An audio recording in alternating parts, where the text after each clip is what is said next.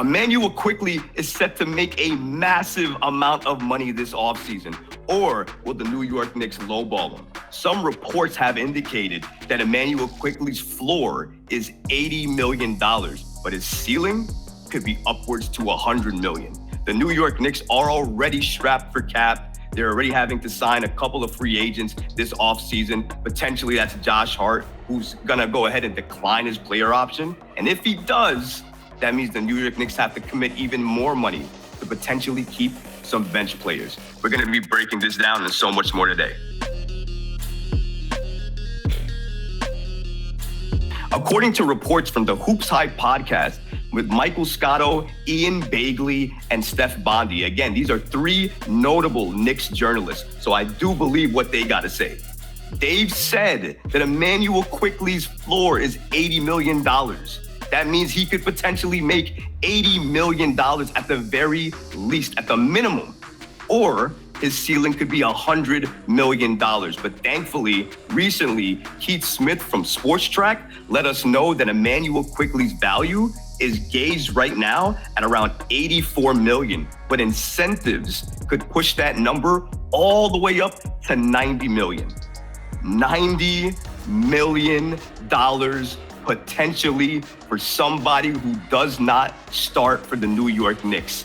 If you add that on to Josh Hart, that may be another $75 million. We're talking potentially upwards to $150 plus million of our cap tied up in two bench players.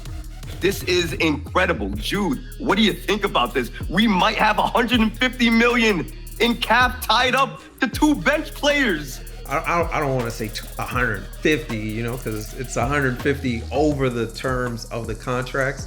So you're making it sound a little bit worse than it actually is.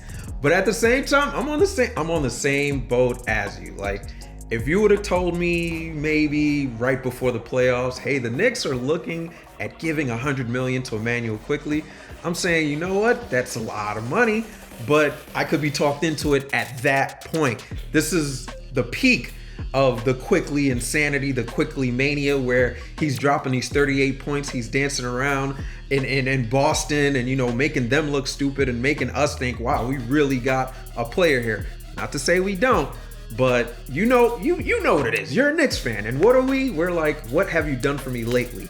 And the last taste of Quickley we've got in our mouthpaws is of him missing, disappearing in the playoffs. Not only for the games that he does play, does he basically do nothing, which is mind-boggling for us, because this is the man we were harping on as this is the sixth man of the year. But he gets injured, and it's like, I get it, that's out of your control, but like, we tend to not care about players and their injuries. It's like, man, it's the playoffs. Get it together, strap it up, tie it up with a Band-Aid or whatever you got to do, but you need to be out here playing. You need to be out here playing, man. I'm not letting you do that. You're not going to give this man a Band-Aid because he had a boo-boo in the playoffs. He could not do anything against the Cavaliers. What happened to our bench? What happened to our sixth man? Non-existent. This man, if he makes $100 million, he has robbed the New York Knicks. Mm-hmm. There is no way Immanuel Quickley deserves $100 million after that playoff collapse. Mm-hmm. He collapsed. Like the Eminem song, Jude, he collapsed on the floor and did nothing. I wouldn't even say he collapsed in the playoffs, because that means he was there in the playoffs to begin with, and he was a no-show completely, as far as I'm concerned, yeah. So and thank you. We agree on that at least. For sure. He does not, look, I may say the numbers very, very eloquently when I say 150, 160. Jude thinks I'm just throwing the number out there to scare y'all. You make it sound worse than it is if you say 100 million, because you're automatically gonna think 150 million. Okay, Jude, on two let's players play a game. In 1 year. Let's play a game, Jude. Can we play a game? Let's play a game. I like games. Immanuel Quickley is set to make, let's say, 84 million, right? 84 million across 4 years. Over 4 years. 84 million. I'm not going to count each year. 84 million is the contract, right? That goes against our cap. Mm-hmm. Yeah? Yeah, for sure. Okay. Josh Hart potentially set 75. To renew his contract and make maybe 75 to 80 million. Over. So you add over another 4 years. Ooh, So that is another 80 to the cap, let's say. 80 and 80 is 160 million dollars with an M for two players who come off our bench. Please tell me what is not scary about that figure. Listen, we are on the same page. It's just, look, for me, it's just easier to digest when you say, you know, cut it to what they're going to make in the one season. So really, if it's 80 over 4 or 100 over 5, 20 mil a season, right? So 40 million on two players in one season. It just doesn't sound as bad. That being said, you know, I like to play devil's advocate just a little bit. That being said, 40 million on these two players, I still can't swallow that. Pause. I still can't sit here and be like, yes, let's give these two guys 40 million combined. I feel for me, they're kind of in that same contract range where it's like somewhere between 15, 16, 17, maybe we can reach for 18.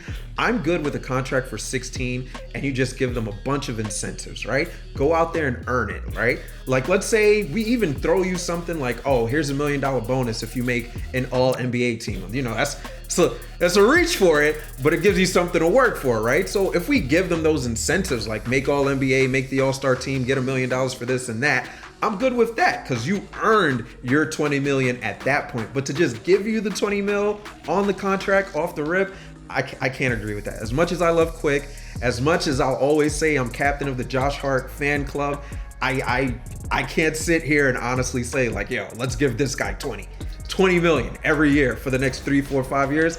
I can't do that, man.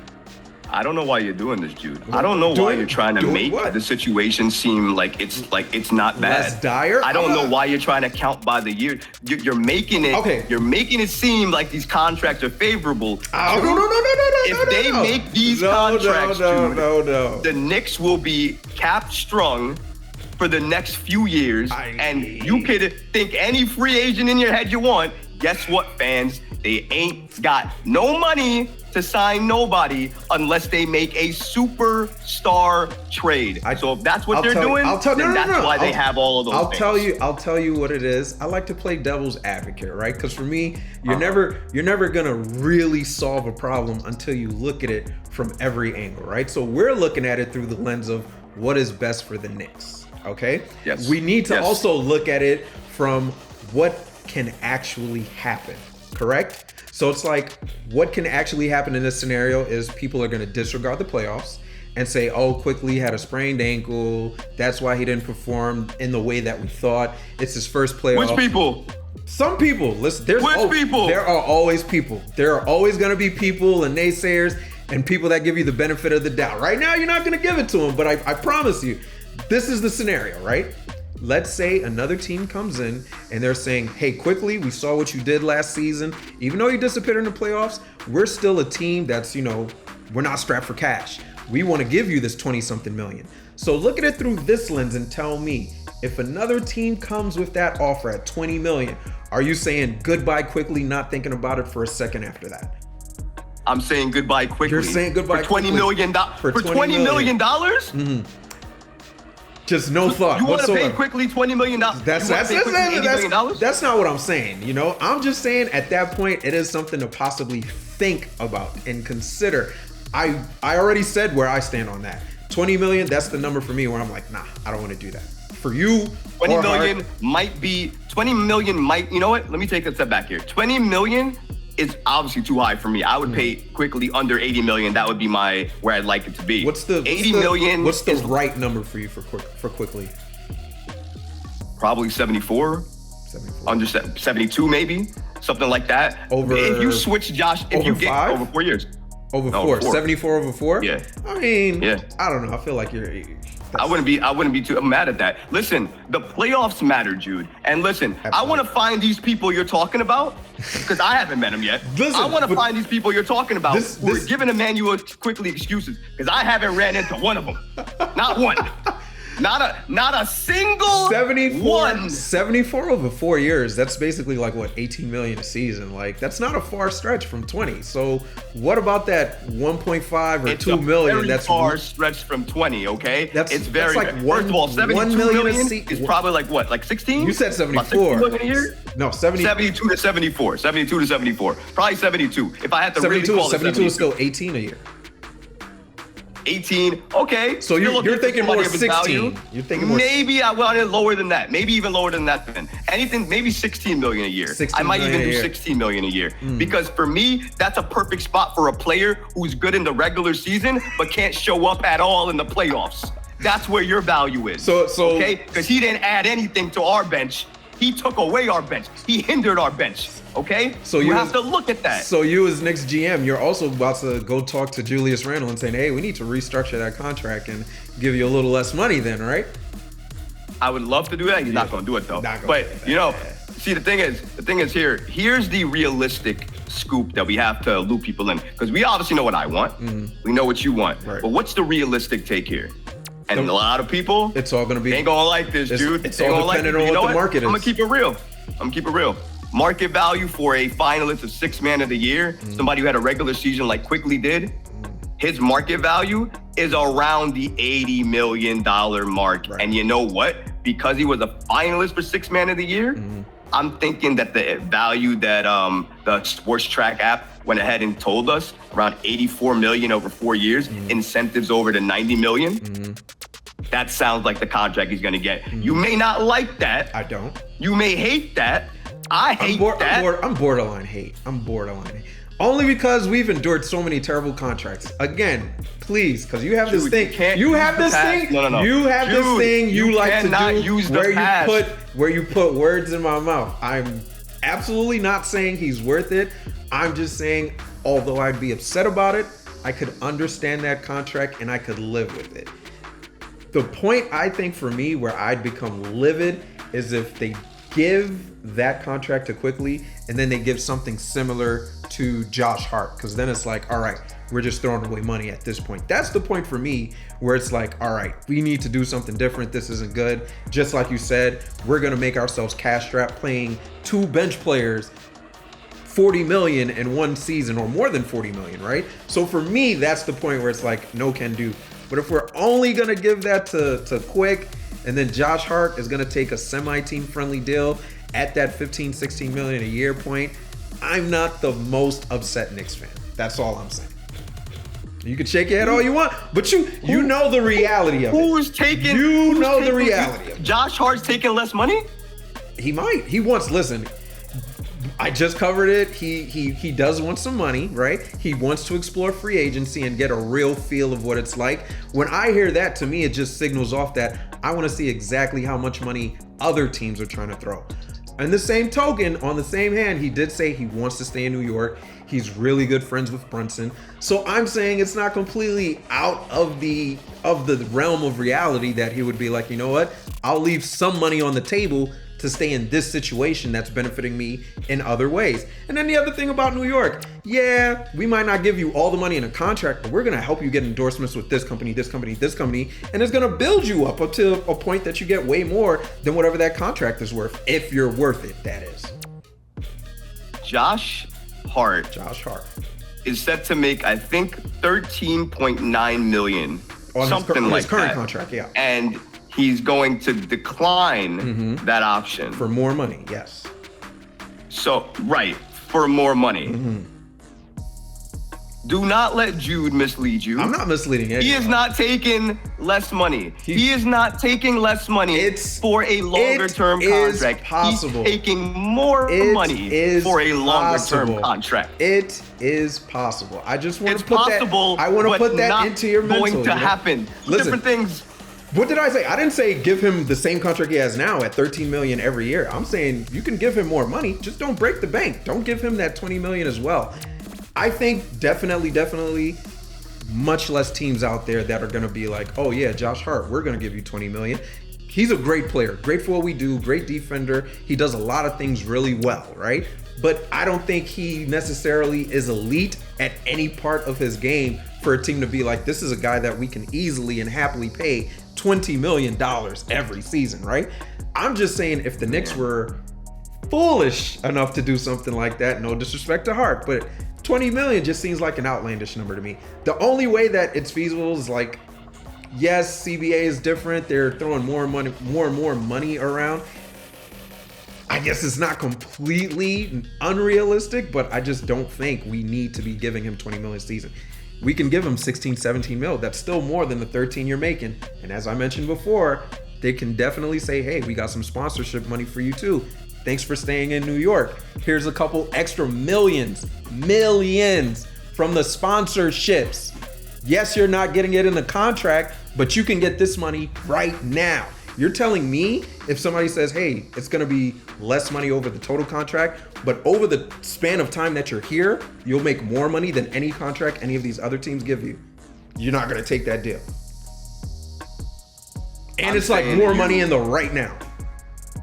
I'm saying to you that those things can still be true, and he can still get the payday. That's why it doesn't matter, because he knows those things are already true. And the crazy part is, New York is one of the best markets it is, and it's one of the largest markets. We know that. LA's second to that market, right? We know how good LA is in terms of what they do to their talent, their sponsors, of course, right? There are certain markets that excel in that. But the thing is, right now with the NBA, especially because the advent of social media, those sponsorship opportunities are a lot easier to get regardless of where you are. I don't think it really matters that much. I think it's still when it comes down to it, in terms of just not as much as it used to. Not as much as it used to. I think it still matters. It still makes a difference because, yes, social media has made it so that a lot more people are, open to these opportunities. But at the same time, as far as like TV commercials and shows and like brand sponsorships that they're really building around one person to be the face of a brand, I feel like those opportunities, you're not going to get that from social media. You're going to get that from being in these larger markets, the New Yorks, the Floridas, the California. You also might get it if you're a really good player too. For sure. But, Right. You got to have a little bit of both, right? You can't just go to another market and think you're going to jump off over there. That's not Kevin Knox do that. That's not an issue that we're talking about here. We're not talking about, Quentin Grimes, no disrespect. We're not talking about, whoever the 13th man is on our bench. We're talking about two guys who, like, we need them. Like, without them, we're not the team that we were this season. So that's not really the situation that's at hand. But I'm just saying, in the larger markets, there's always going to be more opportunity. You're not going to say, oh, I'm already doing this on social media, I don't need more money. Nobody is saying that. No, nobody's going to say that. Nobody's going to say that at all. Of course, the reason people want to go to major markets for a reason. You get a lot more exposure, obviously. And that's why another big reason people want to go to major markets. Emmanuel Quickley has thrived in his role off the bench. In my opinion, if you pay Quick, which they're likely going to do, they're likely going to extend them, give him that 84, right, with the 90 million incentive kicker. Yeah. Fine. Yeah. If you give him that money, you start Emmanuel Quickley. Ooh. I'm not paying a bench player. I'm not paying a bench player 80 plus million, close to what my starting point guard is making, and put him on the bench. Start him at two guard. Start him at two guard. Start him at two guard. So you're because you're starting him at two, and then you're gonna shift RJ to the 3? RJ's already playing the 3. Grimes is playing the 2 anyways this year. You're right. And you're saying bench Grimes. Let Grimes come off the bench. Yeah, because Quickley's just an elite defender and he's a better shooter. I can absolutely agree to that. The one thing I'll say is that we've seen Quickley on the floor with the starters, and he's not the same player, right? Quickley, he's better. He's better. No. He's better. No. Look at the numbers, Jude. He plays better with the starters. No. He does. Quickly when one of the two I have looked at the numbers. Quickly when either Brunson or how am I forgetting? Julius Randle is out, that's when he flourishes. But him in a starting lineup with both of them on the floor, you look at the numbers, he's not really that significant or that much of a difference maker for us. So his defense is very, very impactful. His defense is impactful. He locks down people on the baseline, man. That's hard to do. All right. Nobody does that on our team. Right, who else does it? Who else does it on our team besides Quentin Grimes? Go ahead. Let's not sit here and pretend Tell me who else Let's not sit here and pretend like people pay guys for their defense. Let's not do that. Let's be honest about it. But why are you out there for Tom Thibodeau, though? Why are you out there for Tom Thibodeau, though? Listen, we're not talking about defense with Tom Thibodeau. Not after that playoff performance. Like, no. Oh, come on. You can't do that. No. Yes, we can. Yes, we can. Yes, we can. That's his identity. Yes, we can. Do you think Tom Thibodeau was really saying, oh, you played such great defense, that's why I'm going to start you? No. You played defense, so I'm going to give you the opportunity to play. And then with that opportunity, you score buckets. That's why you're my guy.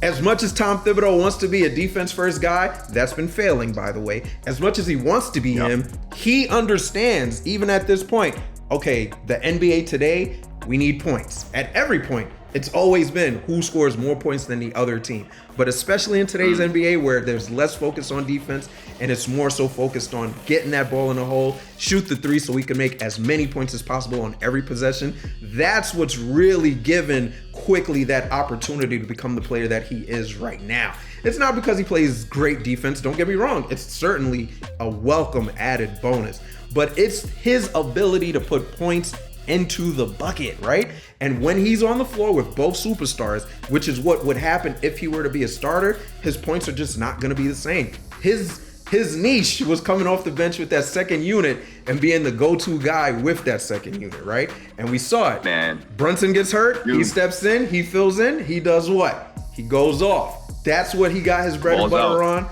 That's what he's getting this possible $100 million contract based off of. Why? Look, you put the juju out there, Ray. Don't do that. I already tried to just move it away. I said 84. Why you got to bump it up? Listen, don't blame it on me. Don't blame it on me.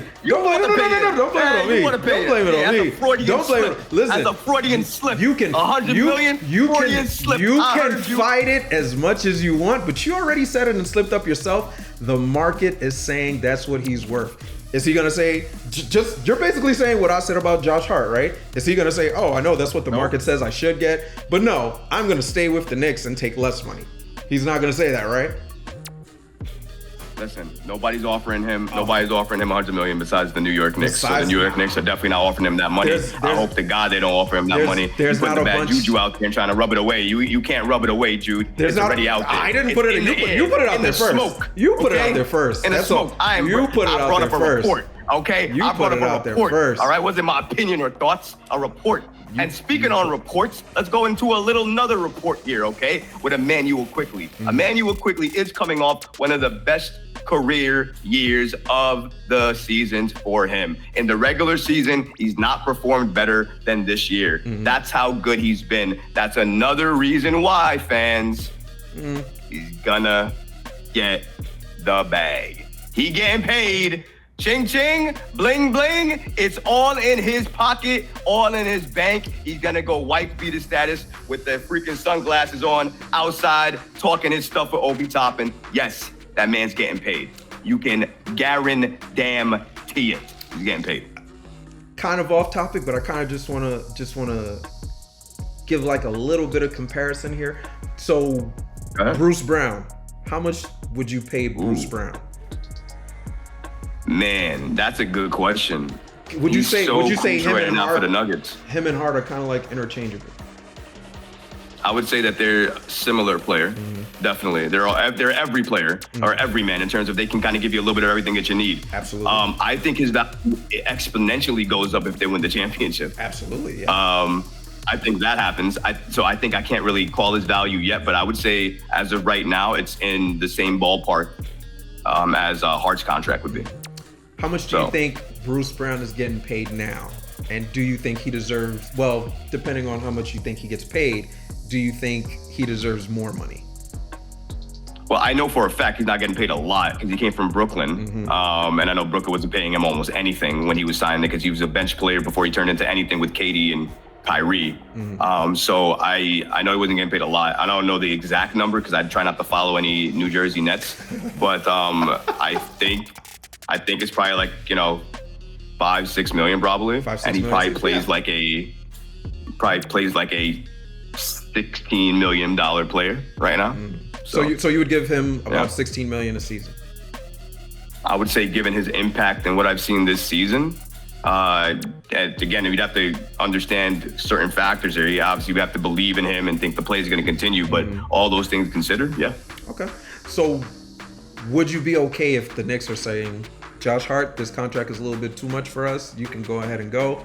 We'll just sign Bruce Brown at a 16, 17 million a year contract.